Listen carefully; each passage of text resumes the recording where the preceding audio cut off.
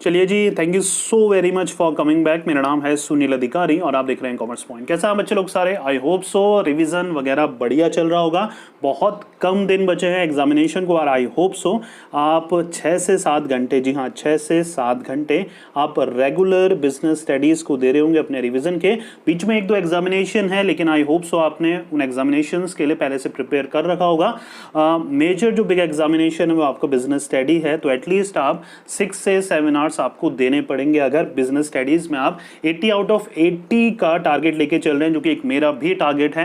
मैं पूरी कोशिश कर रहा हूं अपने रिवीजन सीरीज के थ्रू, नोट्स के थ्रू, इंपॉर्टेंट क्वेश्चंस के थ्रू कि आपको अच्छे मार्क्स दिला पाऊं। 80 आउट ऑफ 80 का जो टारगेट है हमारा वो हम अचीव कर पाएं। I hope so. नोट्स वगैरह, इंपॉर्टेंट क्वेश्चंस वगैरह आपने डाउनलोड कर लिए होंगे और आज हम चैप्टर 9 स्टार्ट करने वाले हैं। चैप्टर 8 तक हमने रिवीजन कर लिया है। आई होप सो आपने सारे वीडियोस एक एक करके देखे होंगे। अगर इनकेस कोई वीडियो मिस हो गया है, डिस्क्रिप्शन में आपको प्लेलिस्ट मिल जाएगी, वहां से आप एक एक वीडियोस जो हमारा अच्छा खासा हमने सारे जो इंपॉर्टेंट टॉपिक्स हैं वो हमने कवर करे थे वो आप देखेंगे। चलिए स्टार्ट करते हैं। Business law and contract act. जी हाँ, ये 9th और 10th chapter 90% of the students के सब ऊपर से गए थे, इसलिए इनको अच्छे से समझना जरूरी है। तो ध्यान से चलिए करते हैं चैप्टर स्टार्ट। सबसे पहले meaning of law.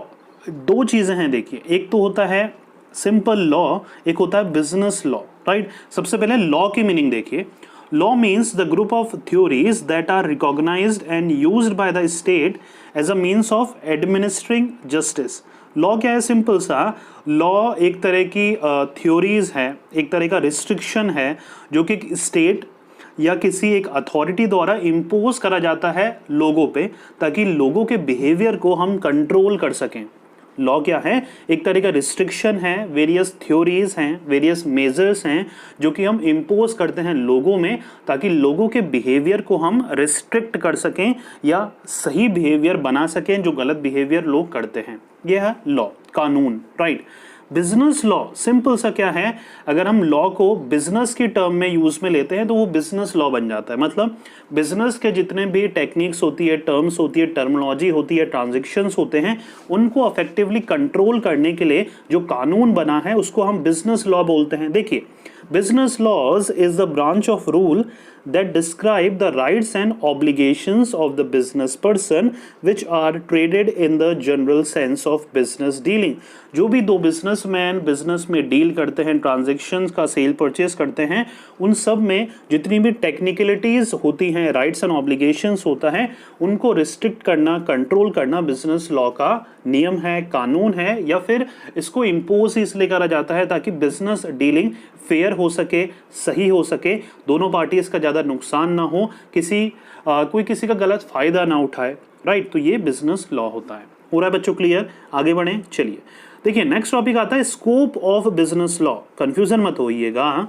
Scope of business law में वेरियस एक्ट आते हैं जो कि बिजनेस लॉ के अंदर इंपॉर्टेंट है और एक बिजनेसमैन को जानने बहुत ज़रूरी है, क्योंकि कहीं ना कहीं हमें कोर्ट में केस करने के लिए इन लॉज की नॉलेज होनी चाहिए। हम इसी के बेसिस पर हमें पता होना चाहिए हमारा जो केस है किस कैटेगरी में आता है, किस एक्ट में आता है, हम उस एक्ट के थ्रू ही कोर्ट में केस करते हैं, राइट।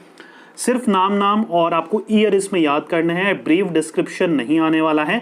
तो जैसे कि इंडियन कॉन्ट्रैक्ट एक्ट 1872 जो हमारा 9th और 10th चैप्टर दोनों कवर कर रखा है, मतलब हमारी बुक जो हमारी सिलेबस है उसमें इंडियन कॉन्ट्रैक्ट एक्ट 1872 ही है, लेकिन बिजनेस लॉ में और बहुत सारी चीज़ें आती हैं, जैसे सेल्स ऑफ गुड्स एक्ट आता है 1930, पार्टनरशिप एक्ट आता है 1932, नेगोशिएबल आता है हमारा instrument act 1881, companies act 2013, banking companies act आता है 1949, कंज्यूमर प्रोटेक्शन एक्ट आता है 1986 और एसेंशियल कमोडिटीज एक्ट आता है 1955।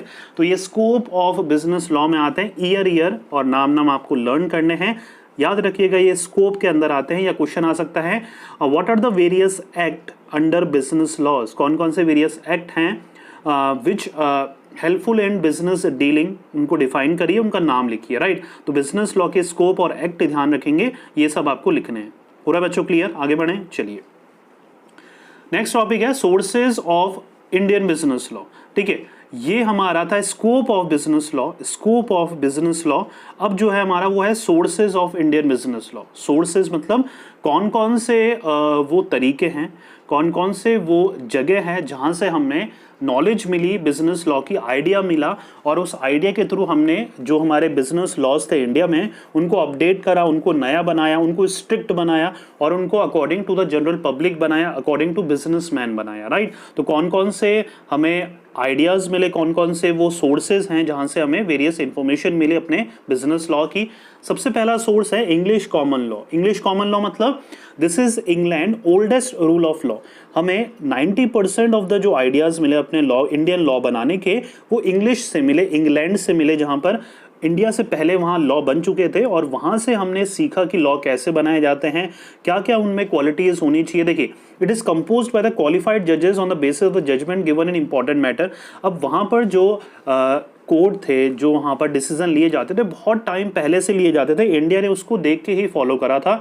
वहाँ पर जो भी इंपॉर्टेंट मैटर्स होते थे, वहाँ के जजेस ने, जो जज होते थे वहाँ के, उन्होंने जो डिसीजन लिए उनके बेसिस पर उनको सुनकर, उनको स्टडी कर कर इंडियन लॉ भी तैयार करे गए अपने सिचुएशन के अकॉर्डिंग। क्योंकि इंग्लैंड का जो एनवायरमेंट है, जो पब्लिक है, जो बिजनेस डीलिंग है, वो डिफरेंट है इंडियन कॉन्टेक्स्ट के अकॉर्डिंग, राइट। तो वहाँ पर वहाँ से सीखकर इंडियन कॉन्टेक्स्ट में उनको मॉडिफाई करने का काम हमने करा। तो इंग्लिश कॉमन लॉ से हमें सबसे पहले इंस्पिरेशन मिली, आइडिया मिला कि हमें लॉ कैसे बनाने हैं, राइट। स्टेच्यूज होता है, स्टेच्यूज क्या होते हैं, देखिए, statutes imply from act which are made by member of parliament. MP जो होते हैं, member of parliament, and legislature under the parliament of any country in which special circumstances of the country are kept in mind. अब ये statues क्या होते हैं, राज्यसभा लोकसभा ने जो इंपॉर्टेंट डिसीजन लिए हैं, राज्यसभा लोकसभा में जो भी इंपॉर्टेंट लोग होते हैं, उन्होंने जो जो डिसीजन लिए हैं, जो जो रूल पास करे हैं, जो जो उन्होंने सजेशंस दिए हैं पार्लियामेंट को, उनसे भी हमने लॉ बनाने की कोशिश करी, या उनसे भी हमें आइडिया मिला कि हम उनके डिसीजन के बेसिस पर भी, उनके माइंड के इंटेलिजेंस के बेसिस पर भी हम क्या कर सकें, अपने लॉ में फेरबदल कर सकें। क्योंकि देखिए, अपोजिशन पार्टी होती है, एक जो सेंटर में गवर्नमेंट है उसकी पार्टी होती है, तो कहीं ना कहीं आइडिया, सजेशन वहाँ पर आते रहते हैं। तो वो एक सोर्स बन जाता है जिसके थ्रू हम अपने लॉज वगैरह में अपग्रेडेशन कर सकते हैं, अपडेट कर सकते हैं। पूरा बच्चों क्लियर। नेक्स्ट है इंडियन कस्टम्स। जी हाँ, the custom and usages of particular trade are an important source of Indian mercantile law. Mercantile, अच्छा, मर्केंटाइल और बिजनेस दोनों सेम है, तो इंडियन बिजनेस लॉ बोल लीजिए, इंडियन मर्केंटाइल लॉ बोल लीजिए, सेम है। They play an important role in regulating the business dealing. अब यहाँ पर क्या है, जो कस्टम होते थे, यूजेस होते थे, मतलब बिजनेस को कैसे चलाना है, कैसे करना है, मतलब बिजनेस को करने के तौर तरीके, राइट। वहाँ से भी हमें आइडिया मिले कि हर बिजनेस को करने का अलग तरीका होता है, तो हमें एक ही लॉ नहीं बना सकते हर बिजनेस के लिए, वहाँ पर मॉडिफिकेशन, वहाँ पर चेंजेस होना, उस लॉ को फ्लेक्सिबल बनाना ज़रूरी है। तो हमें इंडियन कस्टम्स के स्टडी कर कर भी आइडियाज़ मिले कि अपने लॉ को अपडेट या टू द पॉइंट कैसे रखा जाए और बेनिफिशियल कैसे रखा जाए, right. Important decision given by court. जी हाँ, इंडिया में जो सुप्रीम कोर्ट है, हाई कोर्ट है, वहाँ के जो इंपॉर्टेंट डिसीजन लिए गए थे वेरियस जजेस द्वारा, वहाँ से हमें आइडिया मिला कि अगली बार से अगर ये केस आता है जिसका सेम ही पॉइंट्स होते हैं, तो जो जजेस ने डिसीजन दिया था हम उसी डिसीजन को फाइनल मानते हुए इस लॉ को हम अपडेट कर रहे हैं, राइट। तो वहाँ से भी हमें इंस्पिरेशन मिला, आइडियाज़ मिले, जो कि इंडियन सुप्रीम कोर्ट या हाई कोर्ट के जजेस ने डिसीजन लिए हैं। नेक्स्ट आता है justice. When general rules can not solve simple rules for then execution disposal of disputed business matter, then the court has the right to settle dispute on the basis of justice. जब कोई भी एक evidence नहीं मिल पा रहा, जब हमें कोई भी सोर्सेज नहीं मिल पा रहा, या कोई भी हमें प्रूफ नहीं मिल पा रहा कि हम क्या डिसीजन ले, वहाँ पर जो स्पेसिफिक कोर्ट होता है वो अपने डिसीजन के बेसिस पर, अपने कॉन्शियसनेस के बेसिस पर डिस्प्यूट को सेटल करता है। मतलब जस्टिस क्या है, देखिए, कभी कभी क्या होता था, जैसे आपने पुराने केसेस में देखा होगा, राजा महाराजा के टाइम पे जब उनके पास कोई भी अपराधी आता था तो उसकी हिस्ट्री पता करी जाती थी, क्या है क्या नहीं है, और उसके बेसिस पर उसको डिसीजन दिया जाता था अगर उसके खिलाफ कोई सबूत नहीं होते थे भी उसने पहले क्या काम कर रखा। तो वैसे ही इंडियन कोर्ट भी जस्टिस देते हैं उसके पास हिस्ट्री के बेसिस पर, उसके बिहेवियर के बेसिस पर, उसने क्या क्या काम कर रखे हैं, कोई क्रिमिनल रिकॉर्ड तो नहीं है। तो वहाँ पर क्या होता है, जैसे लास्ट लाइन लिखी हुई है, the court has the right to settle dispute on the basis of justice, मतलब इंसाफ मिलना चाहिए।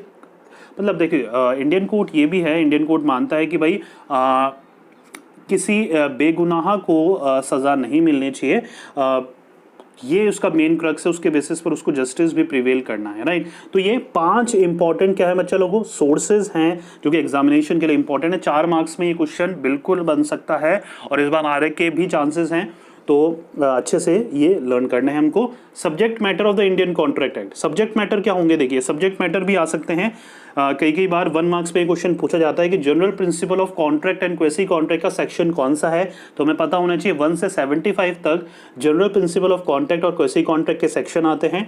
कॉन्ट्रैक्ट ऑफ इंडेमनिटी और गारंटी सेक्शन हमें याद करना है और पता होना चाहिए इस सेक्शन के बीच कौन कौन से कॉन्ट्रैक्ट आते हैं। Contract of indemnity and guarantee आता है 124 से 147 के बीच। Contract of bailment and pledge आते हैं 148 से 181 के बीच, और एजेंसी आता है 182 से 238 के बीच। तो ये अच्छे से हमें सब्जेक्ट मैटर जो सेक्शंस है वो लर्न होने चाहिए, क्योंकि क्वेश्चन क्या आ जाएगा, which subject matter or name the section of the contract of bailment and pledge, तो you have to remember the section as well, right? section 148 to 181 1 marks में ये बनता है बच्चा लोगों, तो इसको छोड़ना मत, 4 ही पॉइंट है और बहुत ही इंपॉर्टेंट है, राइट। चलिए नेक्स्ट आता है meaning and definition of a contract. यहाँ से इंडियन कॉन्ट्रैक्ट एक्ट हमारा चालू हो जाता है। देखिए कॉन्ट्रैक्ट क्या है, सेक्शन 2H की डेफिनेशन हमें लर्न करनी है। द इंडियन कॉन्ट्रैक्ट एक्ट 1872 क्या है, an agreement enforceable by the law is a contract. देखिए मेन चीज सिंपल सी डेफिनेशन है, क्या है, an agreement enforceable by law, कोई एक एग्रीमेंट जो कि लॉ के द्वारा LAW लॉ के द्वारा एनफोर्सेबल करा गया हो, वो कॉन्ट्रैक्ट है, राइट। तो यहाँ पर 2 मेन एलिमेंट्स निकल के आते हैं सामने। इस डेफिनेशन को बहुत ही सिंपल वे में मैंने समझाया हुआ है। देखिए 2 चीजें हैं, the contract is an agreement which is created by the acceptance of a proposal. यहाँ पर एक एग्रीमेंट होना चाहिए, एग्रीमेंट के लिए 2 पार्टी होनी चाहिए, एक होता है प्रपोजल, एक होता है ऑफरिंग, राइट। मतलब प्रपोजल देने वाला और प्रपोजल को एक्सेप्ट करने वाला। तो यहाँ पर एक बंदा प्रपोजल देता है, उसको एक्सेप्ट कर लेता है, वो प्रपोजल जब एक्सेप्ट हो जाता है वो एग्रीमेंट बन जाता है। तो एक किसी भी कॉन्ट्रैक्ट के लिए एग्रीमेंट होना जरूरी है। और दूसरी चीज क्या जरूरी है, जैसे एक फॉर्मूला लिखा हुआ है, contract is equal to agreement plus enforceability by law. एक एग्रीमेंट होना चाहिए प्लस वो एनफोर्सेबल होना चाहिए। सिंपल सी भाषा में मतलब है कि वो लीगल होना चाहिए।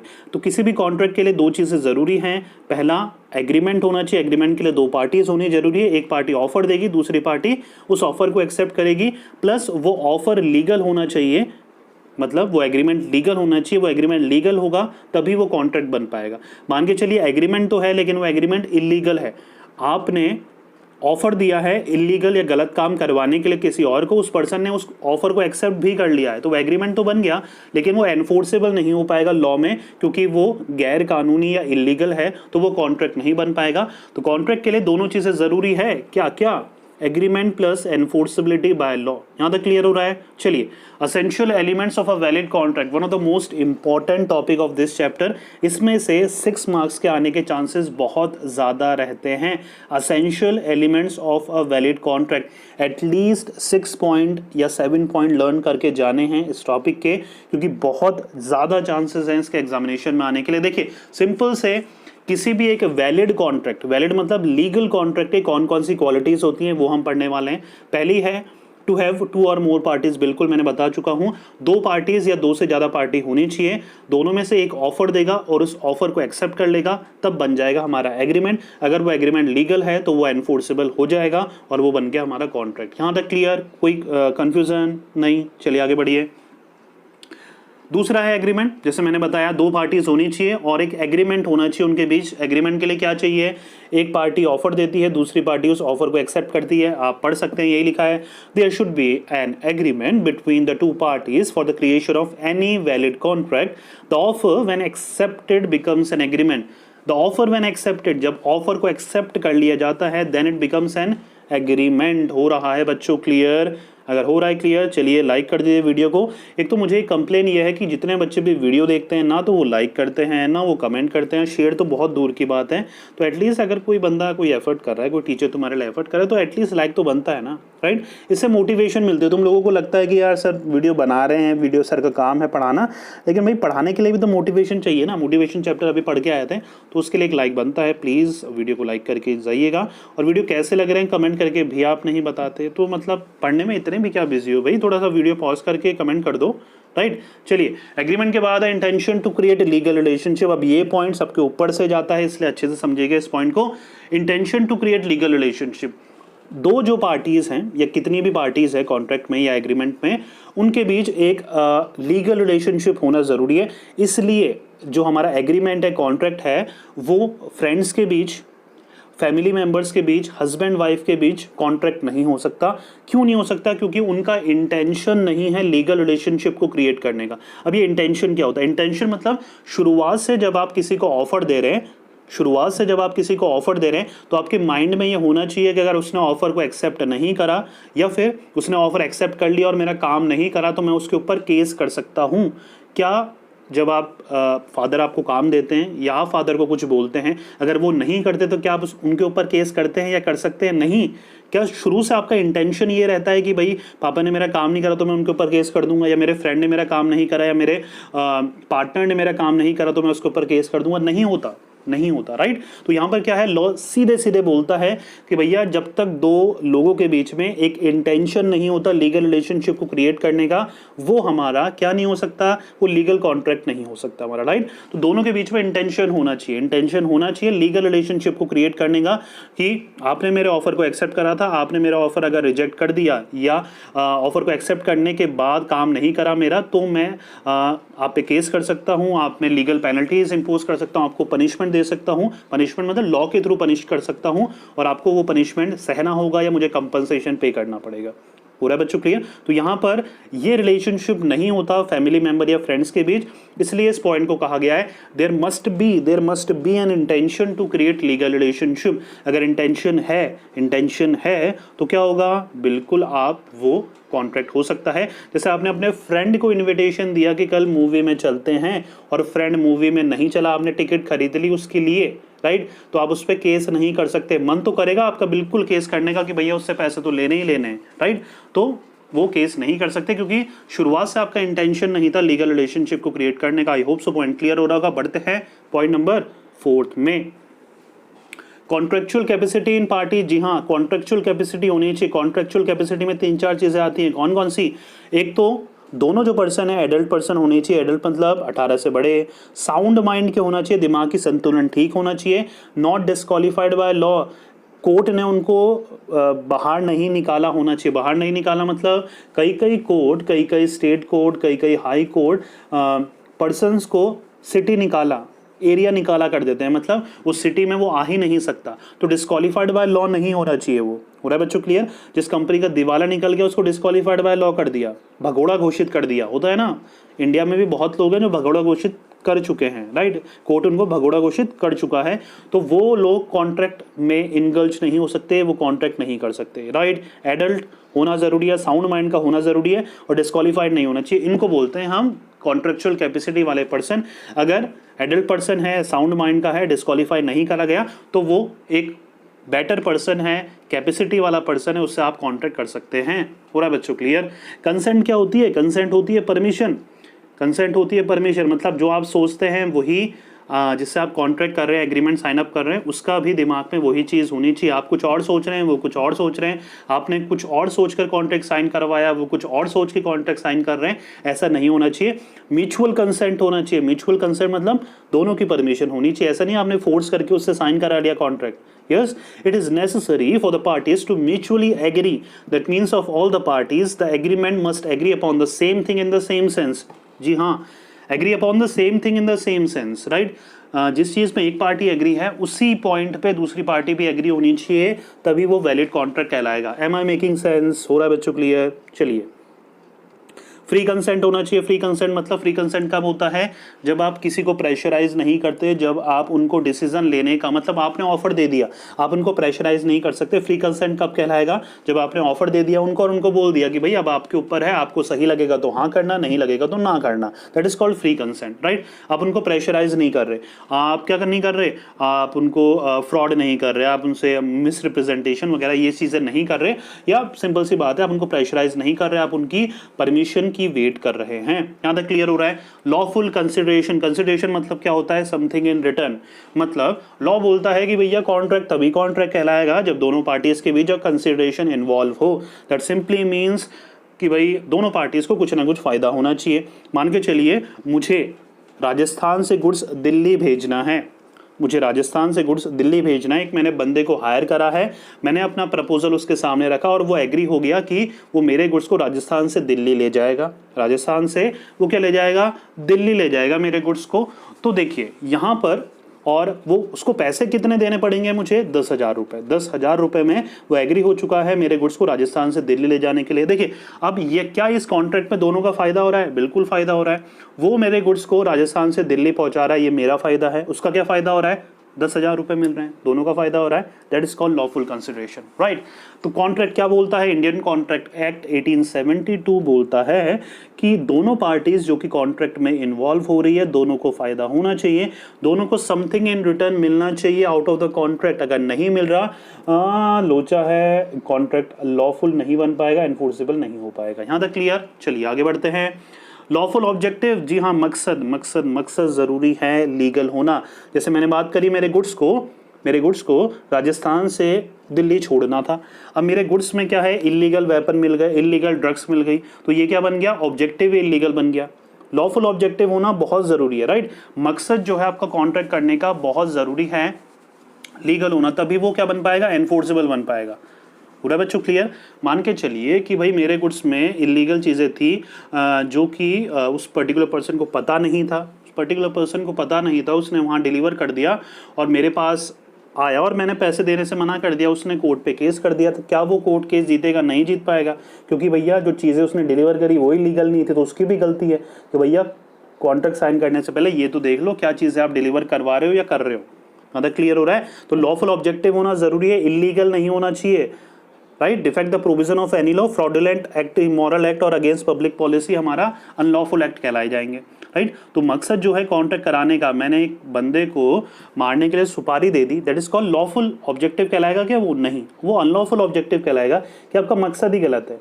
आपने मकसद गलत है, आपने एग्री तो करा लिया दूसरे बंदे को, भैया होते हैं ना अंडरवर्ल्ड के कई डॉन होते हैं, डॉन नहीं होते भाई, कोई नॉर्मल बंदे हैं, आपने उसको मारने के लिए पैसे दे दिए, तो ये एक ऑफर दिया, एक्सेप्ट कर लिया, एग्रीमेंट तो बन गया, क्या वो एनफोर्सेबल हो पाएगा, नहीं हो पाएगा, क्योंकि आपका मकसद जो था वो इलीगल था। यहाँ तक क्लियर हो रहा है, यस। चलिए आगे बढ़ते हैं। पॉसिबिलिटी ऑफ परफॉर्मेंस बहुत ज़रूरी है। देखिए सीधा कॉन्ट्रैक्ट कहता है, 1872 कहता है कि भैया दोनों पार्टीज़ को ऐसे ऐसे काम के लिए एग्री बोलना है, मतलब आपने ऑफर दे दिया, उसने एक्सेप्ट कर लिया, तो ऑफर भी ऐसा होना चाहिए जो पॉसिबल हो। आपने बोल दिया कि भैया आपको उड़ना है, आपको ऐसा काम करना है कि भैया 1 घंटे के अंदर मेरे गुड्स को राजस्थान से न्यूयॉर्क पहुंचाना है, जो पॉसिबल ही नहीं है, राइट। उसने तुक्के में भी हाँ बोल दिया, तो दोनों तरफ से इलीगल हो गए कॉन्ट्रैक्ट, राइट।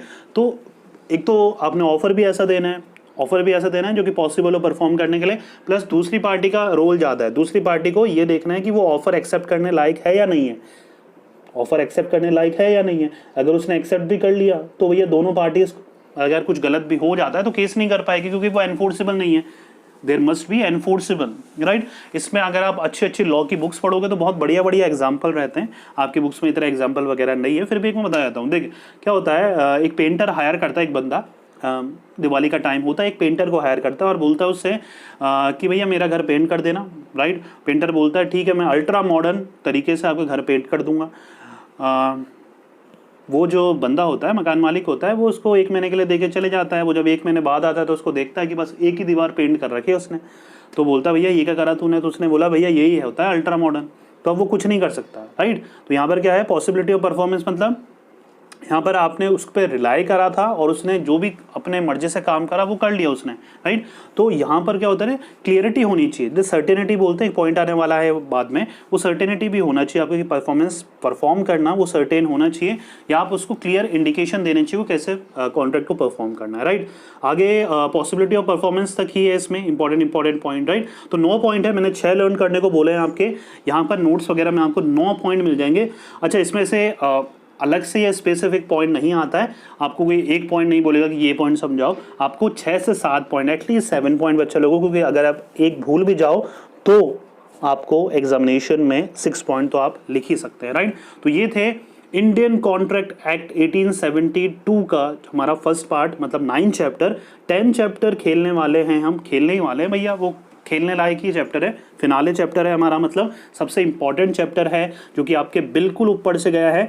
अच्छा, मेरे पास जितने भी क्वेश्चंस आते हैं मेजॉरिटी ऑफ द टाइम बच्चे यही बोलते हैं, किसी भी हमारे डिस्ट्रिक्ट से हों, चाहे वो जोधपुर से हों, चाहे वो अजमेर से हो, मतलब हर जगह पर, मतलब राजस्थान बोर्ड के हर जगह से मेरे पास मैसेज आते हैं, बोलते हैं सर 10 चैप्टर बिल्कुल हमारे समझ में नहीं आया है, और है भी वो राइट, क्योंकि इतना ज़्यादा उसका लेवल रखा गया है। मतलब आपको एक सीए एस्पिरेंट बनाना चाहते, देखो सिंपल सा फंडा मैं बता दूं, ये कोर्स कंटेंट का क्या है, इसका कोर्स का जो कंटेंट है वो आपके सीए सीएस से मैच करता है राइट। सीबीएसई में ऐसा नहीं है, सीबीएसई की अगर बीएसटी देखोगे तो उसमें मैनेजमेंट या एनसीईआरटी फॉलो होती है, उसमें लॉ का 1% भी पार्ट नहीं है राइट। लेकिन आपको ये भी है कि भाई आगे जाके आपको फायदा मिलेगा इस चीज़ का। आपको बीकॉम फर्स्ट ईयर में इंडियन कॉन्ट्रैक्टर पढ़ना नहीं पड़ेगा, क्योंकि अगर मुझसे पढ़ रहे हैं या किसी से भी पढ़ रहे हैं तो आपको अच्छे से वो सारी चीज़ें पता लग जाएगी। बिजनेस अगर इकोनॉमिक्स है तो आपको बिजनेस इकोनॉमिक्स आती है बीकॉम फर्स्ट ईयर में, तो ये है कि आपको आगे के लिए प्रिपेयर करा जा रहा है। अगर अच्छे टीचर से पढ़ रहे हैं तो बहुत ही अच्छी बात है, क्योंकि ये जो कोर्स कंटेंट है आपका आरबीएसई में कोई नॉर्मल टीचर नहीं पढ़ा सकता। टीचर का अच्छा होना बहुत ज़रूरी है, क्योंकि पढ़ा तो हर कोई रहा है राइट, पढ़ा तो हर कोई रहा है, पढ़ाना ही पड़ेगा उसको, चाहे वो कैसे भी खुद पढ़े, पढ़ के पढ़ाए, किसी से सुनकर पढ़ाए, वो अब उस पर डिपेंड करता है राइट। तो ये था chapter number 9। I hope so video पसंद आएगा।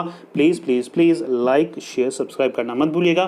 डिस्क्रिप्शन में नोट्स का और इंपॉर्टेंट क्वेश्चंस का लिंक मिल जाएगा, चेकआउट करना मत भूलिएगा। चलिए मिलेंगे नेक्स्ट वीडियो पे किसी और इंटरेस्टिंग टॉपिक के साथ। जब तक पढ़ते रहिए, मेहनत करते रहिए, क्योंकि आपका भी दिन आएगा। Thank you so much.